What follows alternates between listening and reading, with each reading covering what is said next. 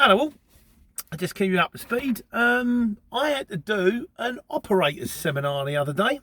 Of course, in true Pete style, it started at 1 o'clock. Then I took a job going to Birmingham, and well, the idea was it was going to be to Nuneaton and Leicester. It turned out to be Birmingham and Loughborough. 2 drops. Picked it up early enough. Did I make it back? Did I heckers like? Fortunately, the seminar was on Zoom. And thanks to the joys of the fact I know how Zoom works and I've got Wi-Fi, and I found a really handy place to pull in about junction 16. You come off, there's this great big sweeping road. A couple of lorries parked there. Lovely. Because otherwise, the seminar took 3 hours. I would have had to pull up at the motorway service station. You pull up at the motorway service station, 2 hours free. 2 hours, 5 minutes, 23 quid. Because that's what it's not like a pay by the hour. That's a lot, mate. So, anyway, overcooking things as usual. The thing about it is, this whole operators thing, this truck thing, is a bit of a pain. But the more I look into it, the more I realise that it's actually my fault. I'm still thinking like a van driver. I'm still thinking, go, got to get this done. And I can have some very good days. Having said that, you can also have some very reasonable days not driving like a van driver. So, yeah, okay, it doesn't make quite as much money as I hoped, but at the same time, you can have an easy life. And it's very difficult to educate myself to this. So just a few things that I noticed that came up through the seminar. Top driving offences are insufficient daily rest. Nearly half of them not taking enough daily rest. I had 2 infringements last week. I'm still not in purpose. Well, once I overcooked it, and once my tacho head went mad because the BOA cleared it. Exceeding the 4.5 hours daily, fortnightly, insufficient weekly rest. So it's not getting enough rest. And this is mainly down to lack of training and bad planning. One of our drivers also got 2 infringements last week. One of them, Jonah, she's absolute green lights all the way. The other guy, but it wasn't his fault. It was us planning him badly, but we're learning as we go. He said, that's something you should put checks in place for your cards, for your driving licence, for your CPC, so you know when they come out. Assess your drivers, look at the charts, look at the tacho things. Yeah, basically, what I'm coming to realise is this stuff is there for a reason. And the guys that took us on the CPC course, they were lovely.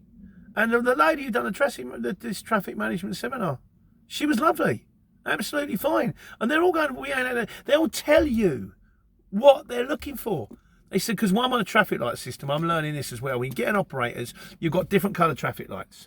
I'm grey because I'm not on the system yet. There's 3. There are green, that's when they pull you up. Everything's cushy, off you go. There's orange, when they realise there's infringements, they're less likely to pull you again. And then there's red, when they start against you and go, whoa, this is heavy, this is overloaded, he's driving without a card, all this kind of stuff. Like, they said what they're looking for. Oh, and there's blue as well.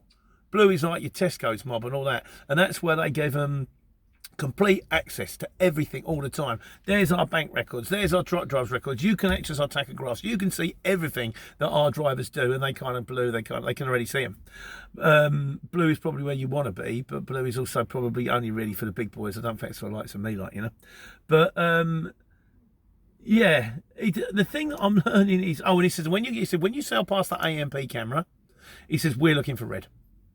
Really, we're looking for red. He says, but there are also times where we have been told we'll pull up and it says you have to randomly pull over 15 trucks in the next hour. And they'll just, if you happen to be passing, you could be shiny green. They're going to go, in you come, son. So this is the thing, as my mate Will at WC said. He says, when are you going to get pulled up over by the ministry? About the straps and all this. And I looked at him and he went, this is it, you don't know, do you? So the reason you really got to be on it all of the time, and I am trying to get on it all of the time. I didn't realise how difficult it's not difficult. That's the frustrating thing. It's not difficult. It's just I think you get part. I spoke to my transport manager, who is the nicest man, and I said to him, so what, you write this down? He said, I've been doing it for so long, I just know. And I said, how many infringements you get? He goes, 1 a year.